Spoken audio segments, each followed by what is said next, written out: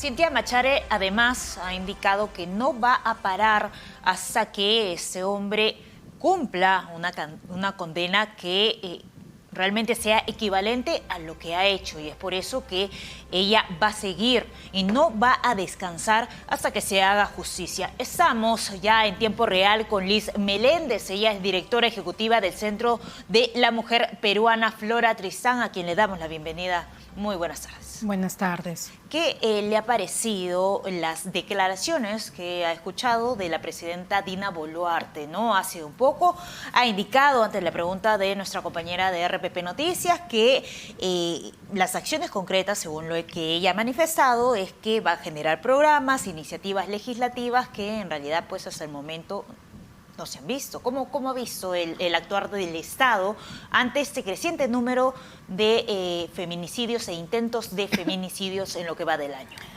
Bueno, yo creo que mínimamente lo que hay que hacer desde la ciudadanía y las autoridades es rechazar y consternarse por estos crímenes, ¿no? Desde la ciudadanía, por supuesto, creo que hay mucho temor frente a estos hechos, ¿no? Desde todas las mujeres y las niñas. Pero las autoridades, aparte de indignarse, tienen una obligación, ¿no? Y es la obligación de garantizar que el Estado proteja, sancione a los agresores, proteja a las mujeres, sancione a los agresores y erradique la violencia de género, que es uno de los principales problemas que tiene nuestro país. En realidad, normas tenemos, políticas tenemos. Lo que tiene que hacer la presidenta a través de los sectores correspondientes es impulsar que estas políticas se implementen. Por ejemplo, hay una reforma pendiente del programa Aurora que gestiona todos los centros de emergencia mujer y los centros de atención frente a los casos de violencia contra las mujeres y otros integrantes del grupo familiar, y sabemos que es un servicio muy deficiente. Lo vimos hace poco, en realidad, cuando en la línea 100 no se contestaba el teléfono. Entonces, más que crear iniciativas legislativas para nuevas propuestas, que puede ser interesante, por ejemplo, propuestas que contribuyan, digamos, a combatir la impunidad, lo que hay que hacer es que se implementen las normas que existen. ¿Cuántos casos de violación sexual quedan en la impunidad? Y se duda de los testimonios de las víctimas. Hay una necesidad de seguir y fortalecer el enfoque de género en el Estado, es decir, capacitar a todos los operadores de justicia y de servicios en lo que es la violencia hacia las mujeres, cómo atenderla éticamente, cómo no replicar estereotipos de género. Entonces, creo que hay mucho por hacer de lo que ya existe. Hay una estrategia de prevención de la violencia aprobada en el marco de la pandemia, pero que es en general, que todavía no está implementada. Hay una política de igualdad de género que no está siendo implementada adecuadamente. Entonces, más que crear nuevas cosas, en realidad le pediría que haga los esfuerzos para que se implemente lo que existe.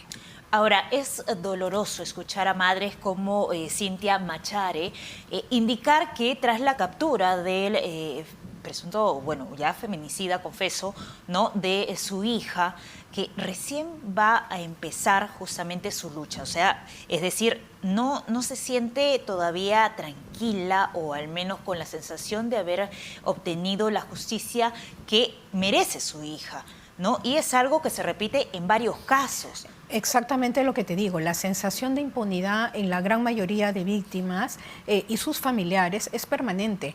Todas se enfrentan a este tipo de situaciones. Por ejemplo, en el caso de Catherine, que no se le dio la orden de captura inmediatamente y se permitió que él huya, ¿no? El maltrato que hubo hacia la familia, que es algo que no se dice mucho, pero la madre fue maltratada por las autoridades también.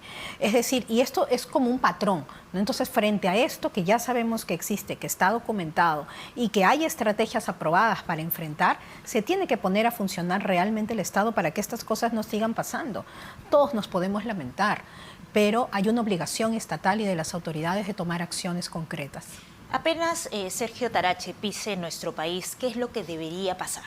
Bueno, debería darse la prisión preventiva, generar un proceso célere en el marco de la debida diligencia del Estado, que no replique estereotipos de género, y desde nuestro punto de vista debería dársele cadena perpetua, porque sí consideramos que hay dos agravantes. Uno, que tiene que ver con el uso de fuego, ¿no?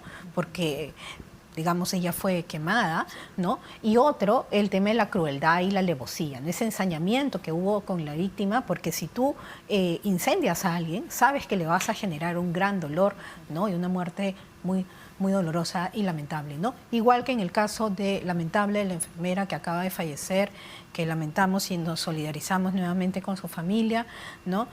También corresponde cadena perpetua, ¿no? Pero más que hablar de las sanciones que deben de darse, en los casos que ya existieron, también debemos de tomar acciones desde el Estado para que estos casos no se repitan, porque lo que se está generando es un gran temor, un temor de un Estado débil para hacer frente a la violencia, que finalmente termina atemorizando a todas las mujeres y dejándonos en un estado de gran indefensión. Ahora, esta mujer enfermera, ¿no?, ha fallecido hace poco por esta violación salvaje que le hicieron en Juliaca, Puno. Y también hemos recibido varios casos de intentos de feminicidio. Hace poco una mujer en Ate ha sido atacada con un desarmador también en la cabeza, en el cuerpo, en los brazos, tratando de defenderse. Hay personas, bueno, al menos los victimarios, que están como no habidos, ¿no? Entonces, ¿ustedes consideran que hay parte de negligencia tanto en la Policía Nacional como en nuestro sistema de justicia? Yo creo que hay negligencia en todo el circuito que tienen que ver con el acceso a la justicia de las mujeres, empezando desde la policía, desde la fiscalía y por supuesto el Poder Judicial. No son solamente un actor, y también hay negligencia de parte del Ministerio de la Mujer, que si bien es cierto, no es, tienen una labor de orientar y de apoyar la defensa, muchas de las víctimas que llegan ahí se quejan de los servicios y se quejan de la falta de una adecuada atención, ¿no? Entonces, creo que hay un tema con la pendiente, ¿no?, de la reforma del programa Aurora, que es el programa del Ministerio que ve los servicios. Hay la necesidad de fortalecer a la Policía Nacional en la atención a la violencia, porque muchas veces la policía puede hacer bien su trabajo y luego el entrampamiento está en la fiscalía también, ¿no? También hay que trabajar con médicos legistas y con los fiscales para que acusen adecuadamente en el marco de los tipos penales que corresponden, y por supuesto con los jueces quienes van a dictar las medidas de protección y las sentencias, para que puedan estas sentencias no tener estereotipos de género y de ninguna manera justificar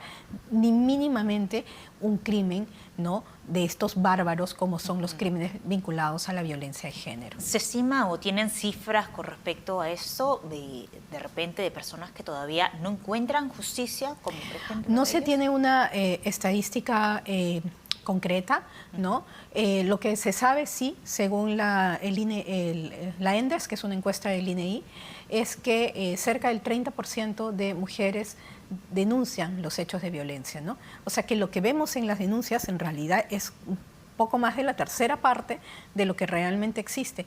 ¿Y por qué no denuncian? Entre las razones está la vergüenza, el estigma y la sensación de que no va a pasar nada. Esa sensación de que no va a pasar nada es una responsabilidad del Estado. Cada agresor que quede impune, ¿no?, es un mensaje de tolerancia frente a la violencia y de indiferencia frente a lo que nos pasa, ¿no? Yo estoy completamente segura que todas las mujeres nos sentimos completamente aterradas al ver este tipo de crímenes, y creo que realmente también hay que trabajar en prevención, ¿no? Te mencionaba el tema de la estrategia de prevención del Ministerio de la Mujer, que está aprobada, tiene sus lineamientos, su estrategia, y esta tiene que ser implementada, y no le corresponde solo al Ministerio de la Mujer, le corresponde a todos los sectores. ¿Qué falta para ¿no? implementarlo? Bueno, voluntad política. Una de esas voluntades políticas tiene que ver con el enfoque de igualdad de género. Hay una resistencia feroz desde hace varios años al enfoque de igualdad de género, y el enfoque de igualdad de género lo que quiere es el bienestar de las personas. Implementarlo así, diciendo, cambiando imaginarios, y también en lo que le corresponde al Congreso, no estar planteando retrocesos terribles, ¿no?, como los que últimamente se vienen planteando, como hay un proyecto legislativo para no aprobar el lenguaje inclusivo en las escuelas, o sea, hablar solo de niños. Las niñas no existen. Por ahí se empieza, desde que no existimos como ciudadanas, ¿no? Y también, por supuesto, hay un proyecto legislativo que tiene que ver con crear un sistema nacional de cuidados. Recordemos que en la pandemia, ¿no?, los cuidados fueron depositados, como ha sido siempre, mayoritariamente en las mujeres. Este proyecto plantea el derecho al cuidado y una política de cuidados, y hay muchos congresistas que se oponen. Parte de la violencia se genera justamente por la permanencia de esos roles de género que no permiten que las mujeres vivan en libertad y con autonomía.